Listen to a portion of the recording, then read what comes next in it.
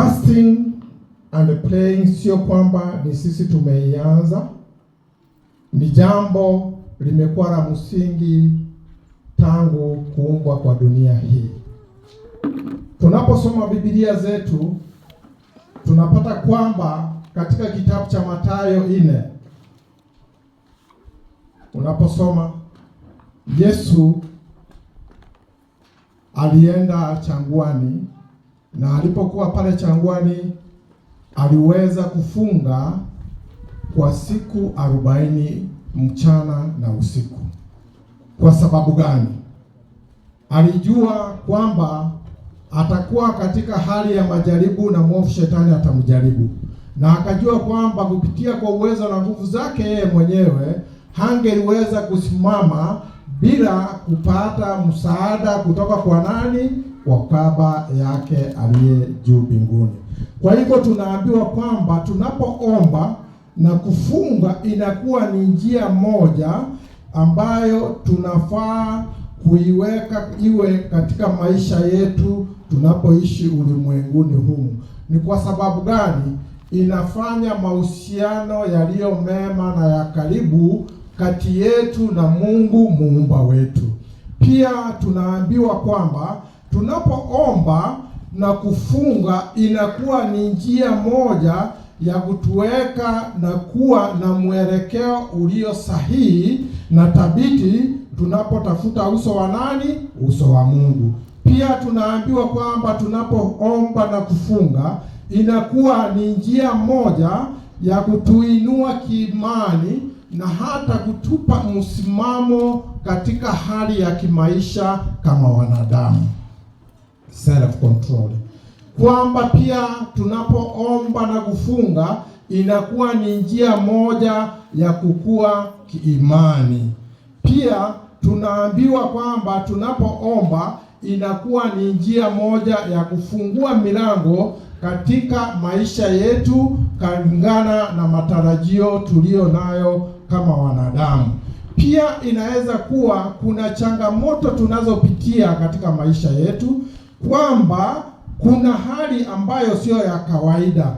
Huenda umeingiwa na msongo kutokana na jambo fulani, na unaona kwamba wewe peke yako hauwezi. Inabidi uingie katika hali ya maombi ili kwamba hayo yote ukayalete mikononi mwa Mungu, ukamkabidhi. Kwa sababu unaposoma katika kitabu cha Mathayo 28:11 inasema kwamba kujeni kwangu nyinyi wote mnaosumbuka na ambao mmelemewa na mizigo, ili kwamba kwake tutapata pumziko, ili kwamba akaweze kutupa nira yake ambayo ni nyepesi, na kwake miguuni pake tunapata pumziko, na pale peke yake ndiyo sehemu tumeahidiwa tunaweza kutoa mizigo yetu na tukapate pumziko lilo la kweli. Ni kwamba tunapofunga pia inatuweka katika ile hali ambayo sio ya kujitegemea. Tunamtegemea Mungu kwa kila jambo ili aweze kutuongoza katika maisha yetu ya kila siku. Yesu alipokuwa akitembea na wanafunzi wake, kuna mara kadhaa tunasoma katika Biblia alikuwa anajitenga na wanafunzi wake, anatafuta nafasi mwafaka ya kuweza kuomba ili kwamba aweze kuwasiliana na Baba yake ambaye ni Mungu wetu, na kumuomba uwezo na nguvu ya kuweza kustahimili hali na changamoto zile alikuwa anapitia. Pia tunaambiwa kwamba katika maisha yetu kama wanadamu kuna majaribu. Je, haya majaribu tutayaepukaje? Sisi wenyewe hatuwezi, ila kupitia kwa uwezo na nguvu na mwongozo wa nani? Wa Yesu Kristo. Hata wakati tunapokuwa kwamba tumekuwa wagonjwa, tuko na mgonjwa kwa nyumba, tuko na wagonjwa hospitalini, jirani yetu ni mgonjwa, pia inakuwa kwamba tunajitia katika hali ya kuomba na kufunga. Diposa maombi haya, njia moja ya kuomba na kufunga ni kwamba tunamulilia Mungu, tunatoa mioyo yetu kwa Mungu, tunamkabidhi kwamba Mungu ukasikie nia yetu, ukasikie kilio chetu, usikie maombi yetu, ndiposa ukaweza kutujibu. Kwa sababu tuliposoma katika ile key text ambayo ni Joeli 2 fungu la 12 na 13, tunaambiwa kwamba tuweze kwenda kwa Mungu wetu na mioyo yetu yote, tukajitoe, tukamulilie na kuungama, na hata katika hali ya mioyo yetu tukampe, sio kwa hali ya mafasi yetu ama hali yoyote ile, bali Mungu anahitaji mioyo yetu ili tukaweza kumtolea yaliyo ya haki ndani yetu ili kwamba kupitia katika hiyo hali yeye ni mwepesi wa kusikia, atasikia maombi yetu na atatujibu sawia na mapenzi yake. Kwa sababu yani yeye ni mwingi wa rehema na neema, na wakati wote anasikiza. Na ningependa tusome katika kitabu cha Ezra. Kitabu cha Ezra, wapi George? Yes. Kitabu cha Ezra. Ezra 8 fungu la 21 hadi fungu la 23. Soma kwa Kiswahili. Ezra 8 fungu kuanzia 21 hadi 23.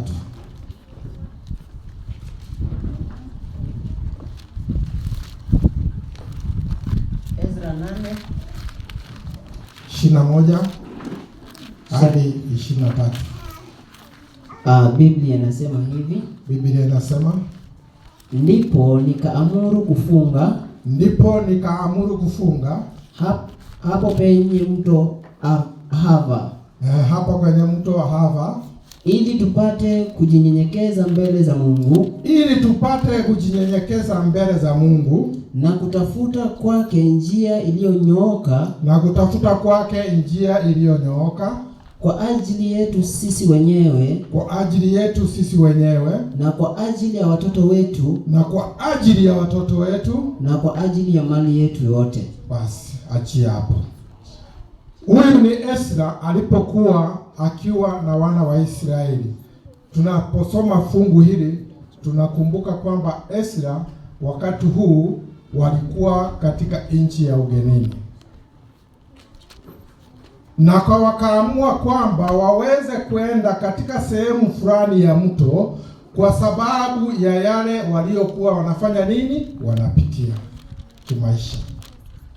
Wakaweza kuamua ili waweze kuomba na kufunga, wakitafuta uso wa Mungu, wakapeleke maombi yao kwake, diposa akaweze kusikia maombi yao na akawajibu. Na sio kwamba walikuwa wanapeleka maombi yao kibinafsi, walikuwa wanapeleka maombi yao kwa ajili ya watoto wao na kwa ajili ya ile mali Mungu amefanya nini, amewabariki nayo. Ndivyo ilivyo katika karne hii tunaishi, kwamba sisi miongoni mwetu tuko na familia, miongoni mwetu sisi ni wazazi, miongoni mwetu tuko na watoto, na miongoni mwetu Mungu ametubariki na mali. Na tunaposoma katika kitabu cha Zaburi, unasoma kwamba watoto ni zawadi kutoka kwa nani? Kwa Mungu. Na ikiwa Mungu amekubariki na hao watoto, linalosalia ni kwamba wakati wote lazima uwaombee na kuwakabidhi mikononi mwa nani? Mwa Mungu, akaweze kuwa mlezi. Wewe ni mlezi, amekubariki nao, lakini mlezi mkuu ni nani? Ni Mungu. Kwa sababu gani? Wakati mwingi hatuko pamoja na watoto wetu. Huenda umeondoka kwa sababu moja ama nyingine, ukawaacha pale nyumbani. Uwezi ukajua watoto wako wametangamana na nani na ni jambo gani wanalofanya, na hata pale shuleni mahali walipo. Je, wale watu wanatangamana nao pale shuleni ni wa imani moja, ni wa dini moja, ni watumaini moja. Mahali walipo kazini, na hata wewe mwenyewe mahali ulipo, mahali unapokuwa, wale unaotangamana, huenda kuna njia moja ama nyingine ukakumbana na jambo ambalo sio la kawaida. Na diposa hawa walipo Esra walipokuwa pale utumwani, wakamtafuta Mungu kwa sababu kuna vitu na mambo fulani walikuwa wanapitia katika maisha yao. Diposa wakaamua kufunga na kuomba. Katika hayo maombi wakahusisha watoto wao, wakahusisha na mali yao. Fungu linalofuata linasema nini? 22 nasema, 22 nasema,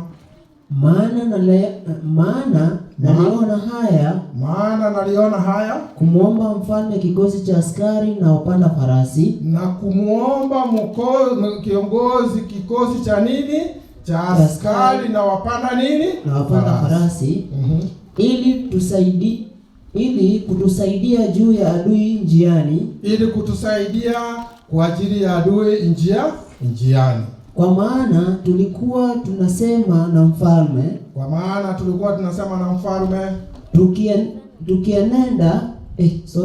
tukinena mkono wa Mungu ujuu ya watu wote wafuatao. Yes. Kuwatendea mema, bali uweza wake na ghadhabu yake ni kinyume cha wote wamchao. Asante. Hiyo ni 22. Esra walipoingia katika hali ya maombi walikuwa wanajitayarisha kwa ajili ya kuondoka katika nchi ya ugenini na kurejea Jerusalem. Kwa sababu gani? Ya kurejea ili waweze kulijenga hekalu la nani? Ya Mungu. Na alipoenda kwa mfalme yeye alienda na nia moja. Alienda kuomba ruhusa ya kuondoka katika nchi ya ugenini ili waweze kurejea wapi? Yerusalemu. Na walichokuwa wanahitaji ni msaada wa kuwafanya waweze kujenga hekalu la Mungu katika ile nchi katika ile nchi ya Jerusalem. Lakini hapa Esra anaeleza kwamba kando ya zile vitu walikuwa wameomba mfalme, walikuwa wamehakikishia mfalme kwamba wao hawakuwa wanahitaji nini? Ulinzi. Kwa sababu gani? Kwa sababu walikuwa wamewakilisha maombi yao kwa Mungu na wakamwambia kwamba hawakuwa wanahitaji askari na wapanda farasi ambao watawalinda na kuwaongoza na hata kuwasindikiza hadi kuwafikisha katika sehemu walikuwa wanafanya nini? Wanaenda, kwa sababu Mungu ako pamoja nao. Na hiyo ndio imani tunatakikana kuwa nayo. Kuna dhoruba nyingi katika dunia hii. Hata wakati mwingine tunatishiwa katika maisha kiwango cha kukata tamaa, kwamba tusije tukategemee viongozi wetu, bali tusikabidhi mikononi mwa nani? Mwa Mungu. Na unapoomba Mungu umesema kwamba mimi kile ninachohitaji, nimeenda kutafuta kazi, Mungu nifungulie mlango nikapata ile kazi, lakini muongozo na jinsi nitakaofanya ile kazi nataka wewe Mungu mwenyewe uniongoze na wala sio mkubwa. Katika zile biashara Mungu umenijalia, nimeweka, umenipa fedha na nimeanzisha biashara, ninachohitaji ni mkono wako uweze kunifanya nini? Uweze kuniongoza. Katika maisha yote ya mwanadamu, uwe ni katika shamba lako, unashughulika kwa lile shamba, wewe mwenyewe unajua ni shamba lile unaliandaa kwa minajili gani. Unachohitaji unapotoka nyumbani mwako ni kujikabidhi mikononi mwa nani? Mwa Mungu, ili Mungu aweze kukuongoza katika hali yote na yale yote unayotarajia kuyafanya katika maisha yako, ama kulingana na malengo yako. Usitafute msaada kwa mtu, kwa sababu Esra alisema hawakuona sababu yoyote ya kuweza kurejea kwa mfalme ili wakaweze kuomba msaada wa kiaskari na wapanda farasi ili waweze kuwalinda dhidi ya maadui la maadui zao. Hata sisi tunaishi katikati ya maadui.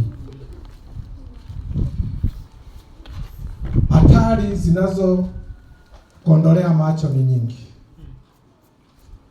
na uwezi ukaziona, lakini wacha tuamini na tumtegemee Mungu kwamba yeye ndiye mlinzi wa pekee. Sura ya 23 inasema nini? Hapo. Fungu la 23 inasema 23, yes. Basi tukafunga tukamsihi Mungu wetu kwa ajili ya hayo, naye akatukabili. Basi wakafunga na wakausihi Mungu wao, naye Mungu akafanya nini? Akakubali. Basi nasi tunapofunga tuko na mahitaji mbalimbali. Tukaweka hayo mahitaji yetu kwa Mungu. Tukamkabidhi Mungu mahitaji hayo. Kama vile wana wa Israeli wakiongozwa na Esra wakati huo walimuomba Mungu, wakafunga na kuomba na wakamkabidhi haja zao, na Mungu akawajibu maombi yao. So, na hata wakati huu mimi na wewe tuko na nafasi ya kutafuta uso wa Mungu tunapokuwa katika hali ya maombi. Tunapoomba, tuko na haja zetu tusipeleke kwa Mungu. Tunapoombea watoto wetu wanaporejea shuleni, miongoni mwao kuna candidates ambao wanaenda kufanya mtihani mwaka huu, na mno tunawaombea kwamba Mungu akaweze kuwapa neema ya kusafiri wanapoondoka. Kuna wenye wataondoka kuanzia Jumatatu, na hizo siku zingine Mungu akawalinda, watunze, wafike salama. Pale shuleni tuombe Mungu kwamba akaweze kuwaandalia mandhari yaliyo mema, ili kuweze kuwa na maisha mazuri kati na mahusiano mema kati yao na walimu wao, na Mungu akaweze kuhifadhi imani yao, akaweze kuwabariki katika hekima na maarifa wanapokuwa pale shuleni, ili kwamba hata wanapokuwa pale darasani Mungu akaweze kuwa ndiyo kiongozi wao. Mungu akawape afya njema, Mungu akawalinde kwa ile muda wote watakaokuwa pale, ili kwamba watakaporejea tena kuungana nasi manyumbani mwetu tutasema ni asante. Tukiwaombea hayo, tunaomba pia kama wakati huu najua wazazi wakati katika ile hali ya heka na mahangaiko kwa sababu ya kutafuta fedha za karo kurejesha watoto wao shuleni. Tunajua hali ya uchumi katika nchi yetu ya Kenya ilivyo kwa wakati huu. Sio rahisi, ni ngumu. Wengi wanatafakari, hata saa zingine mtu anakosa jibu. Lakini wacha tumtazamie Mungu aliye na uwezo na mamlaka na nguvu zote, anayebariki. Akatubariki na akatufungulie milango na madirisha ya mbinguni. Akakutana na hitaji la kila msasi aliyeko hapa, na hata wale wengine hawako miongoni mwetu, na hata majirani ambao wanatusikiza, kwa vile neno tunalolinena hapa siku ya leo sio neno letu, bali ni neno lililoandikwa kupitia kinywa cha nani? Ya Mungu wetu, kupitia kwa manabii wake aliyowajaza na Roho Mtakatifu, ili kwamba tuweze kuombea wazazi wetu, hata sisi watoto tuombea wazazi wetu waweze kufanikisha wanapotafuta kutuandaa kurejea shuleni. Kuna skaro ambayo inahitajika, kuna vitu ambavyo unahitajika kuondoka nayo kwenda shuleni, kuna unahitaji pocket money. Hii yote inamlenga mzazi wako. Hata wewe mahali ulipo huo unamuombea mzazi wako kwamba Mungu bariki baba na mama, ili kwamba wanapoondoka asubuhi Mungu ukafungue njia ya baraka, wakapate diposa, nasi wanapotuandaa wasihangaike, wasiwe na stress, wasiwe na msongo katika maisha yao. Wakabarikiwa, wanapobarikiwa inakuwa ni furaha kwa watoto. Kwa hivyo tuombeane, tuombea hata majirani, tuombea hata wale tunajua wanahitaji Mungu, ili Mungu akaingilie kati, akaweze kupitia kwa maombi, akasikia maombi yetu, na akatujibu sawia na mapenzi yake. Kitabu cha Isaya 58:6 inasema nini?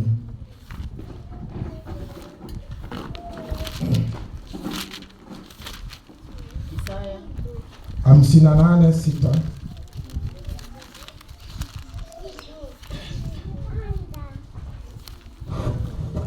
Inasema Isaya 58 aya yake ya 6. Yes. Je, saumu niliyochukua sio ya namna hii? Kufunga vifungo vya uovu, kuzilegeza kamba za nira. Achia hapo ndugu yangu, simama kidogo. Kwamba saumu niliyochukua, kufunga niliamua kufunga, si ni kwa sababu ya maovu na kufungwa na kulegeza kamba za nini? Za nira. Endelea. Kuacha huru walioonewa, na kwamba uvunje kila nira, 7. Hiyo tu peke yake. Okay. Kwa hivyo katika Isaya, nabii Isaya anatuambia kwamba unafunga kwa sababu ya kufunja mikosi na laana na mambo mengine, hata mikosi ambayo inayokujia katika maisha yako. Na pia tunaweza kufunga kwa ajili ya kuomba tuweze kuwa huru, ama kuombea wengine wakaweze kuwa huru ambao wanagandamizwa kwa njia moja ama ingine. Pia tunafunga kwa sababu gani? Kwa sababu ya mizigo tulio nayo katika maisha yetu, ili kwamba ikaweze kutuondolea na hizo nira zikaweze kutuondolea. Mwanadamu amekumbwa na changamoto nyingi katika maisha, na hasa katika karne hii mambo ni mengi na yanatusukuma sana. Kwa hivyo tunapofunga tujue kwamba tunafunga kuelekezea Mungu maombi yetu, akatuondolee mizigo, akatuondolee mikosi, akatuondolee laana, na hata nira zile zimetugandamiza tukaweke nuru kwazo, na Mungu akaweze kutuongoza katika maisha yetu. Amen. Na zile zinazofuata labda ukaandika ukajisomea mwenyewe tu, nitakupa hizo vipengele kama Mathayo 17:21 na Marko 9:29.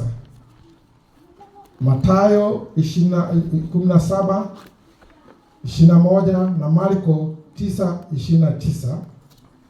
Yesu aliwafundisha wanafunzi wake na akawaambia hivi: kuna mambo fulani na vitu kadhaa katika maisha ya mwanadamu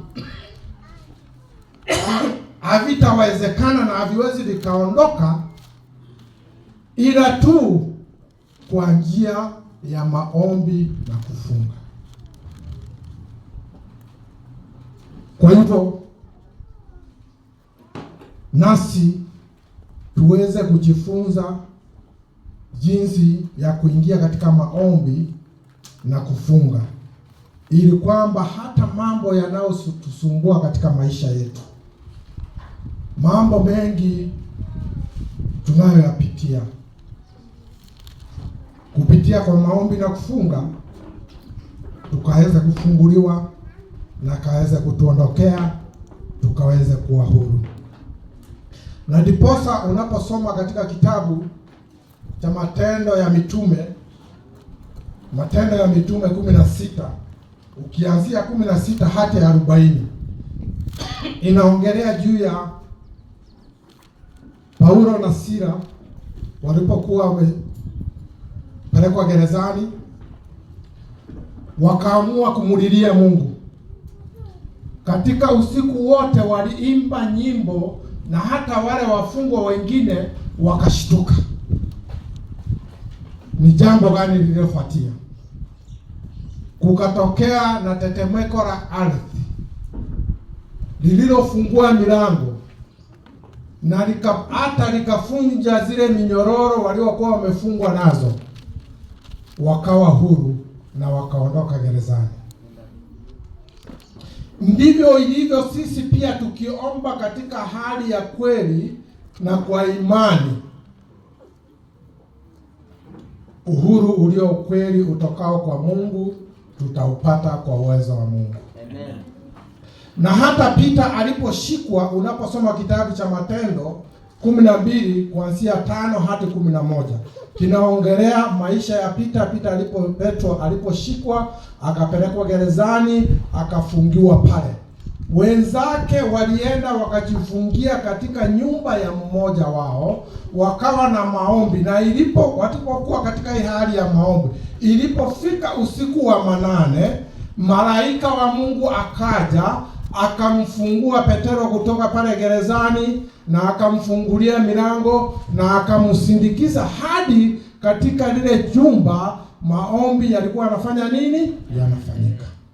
Alipokuwa anapisha, wengi hawakujua kwamba ni Peter alikuwa anapisha, ijapokuwa msichana mdogo aliyeenda mpaka pale getini akafungua na akapata ni Peter, na akafunga na akarudi. Na hata alipowaelezea kwamba anayepisha ni Peter, hawakuamini. Basi nasi inamaanisha kwamba katika ile hali yao ya maombi walikuwa na hofu na mashaka, na ndivyo ilivyo hata sisi. Tunashauriwa kwamba tunapoombea jambo fulani, tuweze kuondoa hofu na mashaka katika maisha yetu. Tunaloliombea tuamini kwamba jambo hilo litatendeka na litatimika kwa uwezo wa nani? Wa Mungu. Na ndipo unaposoma katika kitabu cha Marko 11 fungu la 24, ningeomba tusomewe hiyo. Marko 11 fungu la 24. Je, inasema nini? Marko mlango wa 11 aya yake ya 24 inasema, kwa sababu hiyo nawaambia yoyote mnayoyaomba mkisali, aminini ya kwamba mmeyapokea. Aminini ya kwamba mmefanya nini? Mmeyapokea. Yoyote mnayoomba na mkisali, amini ya kwamba mmefanya nini? Mmepokea, nayo yatakuwa kwenu. Nayo yatakuwa kwenu. Tusemeje? Amen. Kwamba lolote tunaloliomba tuamini kwamba tutapokea, nalo litafanya nini? Litakuwa letu. Tunaposoma katika Mathayo 16 kuanzia fungu la 16 hadi 18, linatufundisha kwamba tunapoomba tuombe kwa njia ya unyenyekevu, na wala sio njia ya kujionyesha, na wala sio njia ya wakati umefunga na kuomba ya kuwa katika hali ya huzuni, hata kwamba wengine wakatambua kwamba wewe hauko katika ile hali yako ya kawaida. Bali tunapoomba tuombe kwa ajili ya Mungu wetu, bila kuwa katika hali yoyote ya kuonyesha ama hali ya kujiweka kana kwamba sisi tumefunga, na kwa ajili ya kufunga kwetu tumejiweka kwake. Tunaomba ili akaweze kusikia. Unayefunga kwaye ili asikie maombi yako ni nani? Ni Mungu peke yake. Na ndiposa katika kitabu cha Matendo ya Mtume 14:23 nayo tunaambiwa tuombe. Hii inaturejesha kanisani kwa ajili ya watendakazi, kwamba watume wa Yesu Kristo ilipofika wakati wa kuchagua watenda kazi kanisani, walitenga muda wa kuweza kufunga na kufanya nini? Na kuomba kwa ajili ya kuchagua wazee wa kanisa na viongozi kanisani.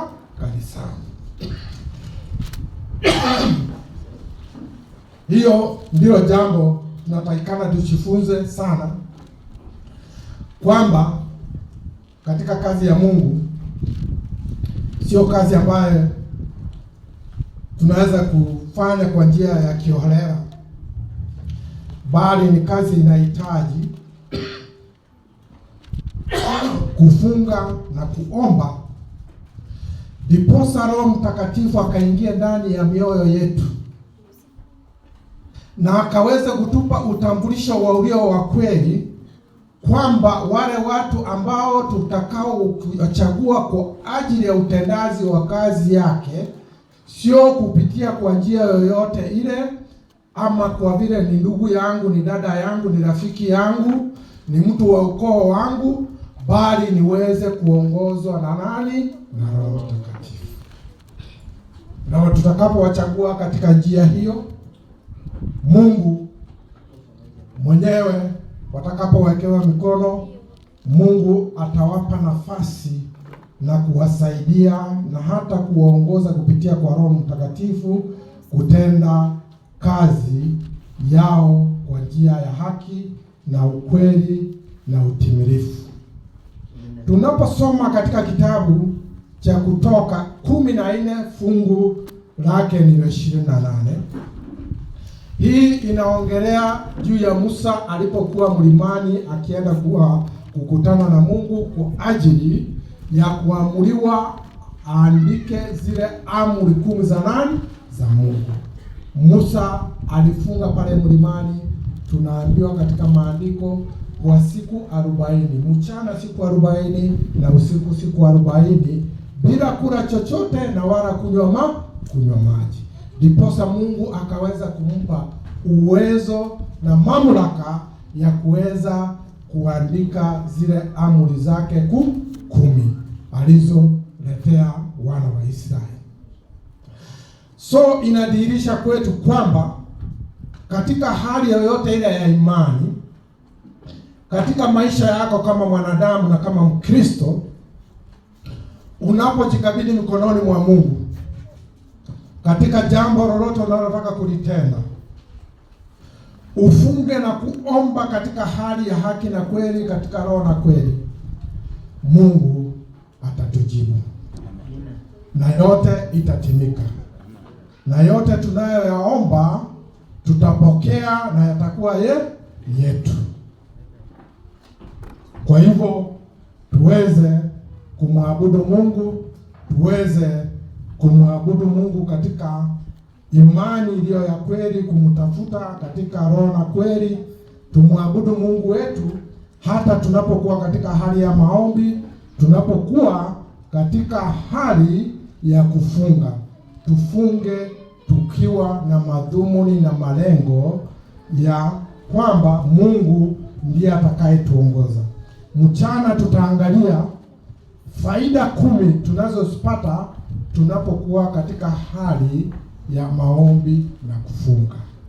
Ningeomba sisi wote tuweze kurejea, ili kwamba tuweze kujifunza moja kwa moja hadi 10 na mambo yanayotuhusu katika maisha yetu, ili kwamba tunapokuwa katika hali ya kujiweka katika hali ya maombi na kufunga, tujue hayo ndiyo mambo tutakayofaidika nayo, kama ikiwa ni majibu sahihi yanayotoka kwa Mungu wetu aliyetuumba, aliyekuweko na aliyeko na atakaye kuweko na atakaye kuja. Na Mungu abariki neno lake. Amen. Kolesta, tusimame na wimbo namba 80.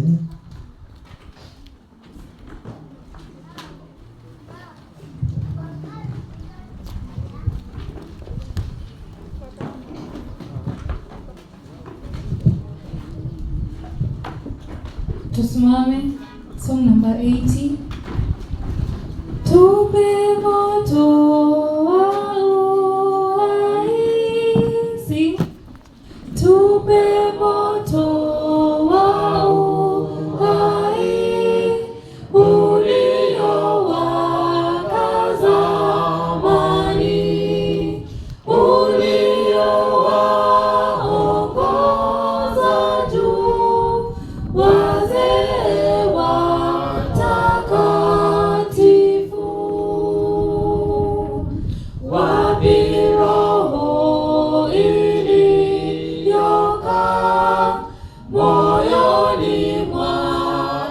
Ibrahimu, kadhalika ndugu Paulo aliwezeshwa na moto.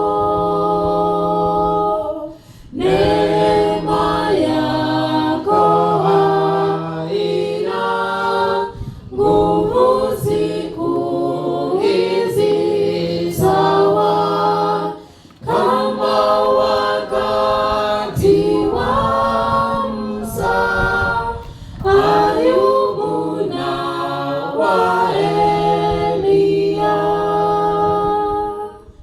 Zamani za kale Bwana, kumbukana kwa rehema, ziuishe roho zetu kwa Roho Mtakatifu.